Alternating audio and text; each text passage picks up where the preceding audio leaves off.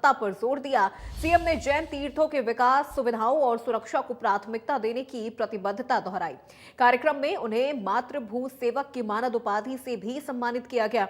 वहीं सीएम भजनलाल शर्मा ने इस अवसर पर कहा कि आचार्य सुंदर सागर का जीवन त्याग, तप और करुणा का ऐसा सम्मिश्रण है जो समाज को मानवीय मूल्य और अहिंसा की राह दिखाता है। जिसके बाद उन्होंने कहा कि जैन धर्म जीवन जीने की कला सिखाता है। 24 तीर्थंकरों ने मानवता को सत्य, अहिंसा और मर्यादा का जिस मार्ग पर चलाया है वो आज की दुनिया के लिए अत्यंत प्रासंगिक है।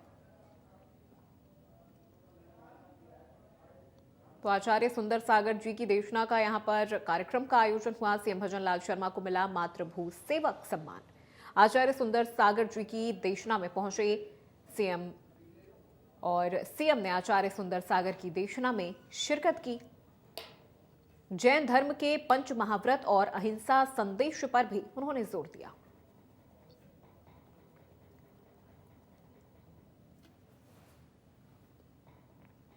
तो सीएम भजनलाल शर्मा को मिला मातृभू सेवक सम्मान।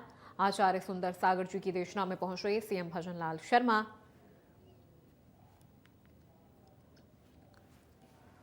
ये आपकी शिक्षा इस देश की संस्कृति को आगे बढ़ाने का जिस तरह से काम कर रही है, युवा पीढ़ियों को जो आपका मार्गदर्शन मिल रहा है, ये कितनी गहरी करुणा है कि कितनी पवित्र भावना आपके अंदर है। आप समाज को सही मार्ग दिखाने वाले दीपक हैं। आज आप सबके यहाँ पधारने से ये धरती पावन तीर्थ बन गई है।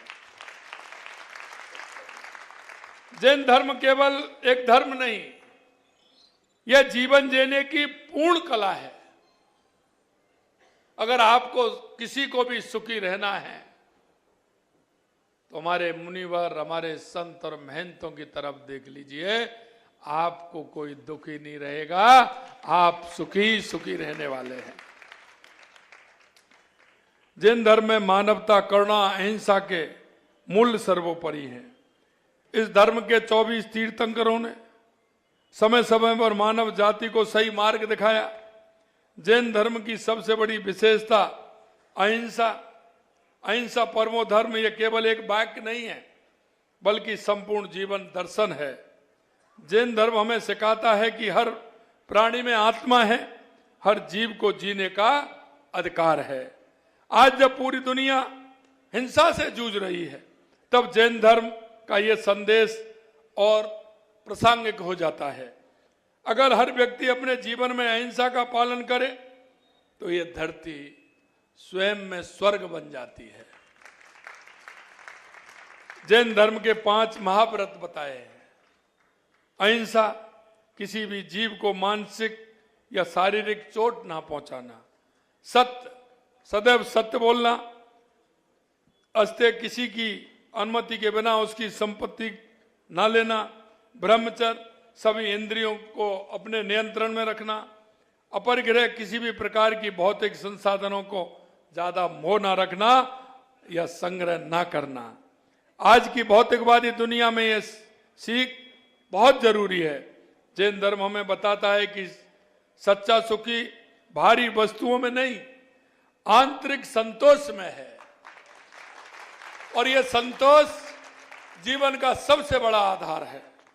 कोई बाहरी शक्ति हमें सुख दुख नहीं देती, बल्कि हमारे कर्मों का फल ही हमारा भविष्य तय करता है। मैं आपको बताना चाहता हूं महाराज जी, मेरे को जब भी कोई सूचना आती है, हमारी सरकार जैन धर्म के विकास के लिए भी संकल्पित है। जब भी मेरे को कोई भी हमारे संत महंत जहां आते हैं, मैंने कह रखा है कि जब भी आए, हमारे वो प्रदेश के विशिष्ट अतिथि हैं, वो हमारे राजस्थान में आते ही उनको सुविधा मिलेगी। जैन समाज के तीर्थ स्थलों पर श्रद्धालुओं को सभी सुविधा उपलब्ध कराने के लिए हमारी सरकार लगातार काम कर रही है। तीर्थ स्थलों पर बेहतर सड़कें, पेयजल, स्वच्छता और सुरक्षा व्यवस्था हमारी प्राथमिकता है। साथियों, मैं आप सभी से अनुरोध करता हूं कि इन महान मुनिराजों के उपदेशों को केवल सुनने के लिए नहीं, उन्हें जीवन में उतारने के लिए काम करना है। अगर हम सभी अपने जीवन में सत्य, अहिंसा और त्याग अपना लें तो हमारा जीवन धन्य हो जाएगा। राजस्थान सरकार जैन धर्म के विकास और उसके संरक्षण के लिए समर्पित। देश में मदन राठौड़ ने बीजेपी प्रदेशाध्यक्ष बनने के 480 दिन बाद अपनी कार्यकारिणी घोषित की है, जिसमें कुल 34 नाम शामिल हैं। वहीं कार्यकारिणी में 9 उपाध्यक्ष, 4 महामंत्री, 7 मंत्री, 1 कोषाध्यक्ष, 1 सह कोषाध्यक्ष, 1 प्रकोष्ठ प्रभारी और 7 प्रवक्ता की घोषणा की गई है। उपाध्यक्ष में 6 नए चेहरे पूर्व मंत्री सुरेंद्र पाल सिंह टीटी, बिहारी लाल विश्नोई,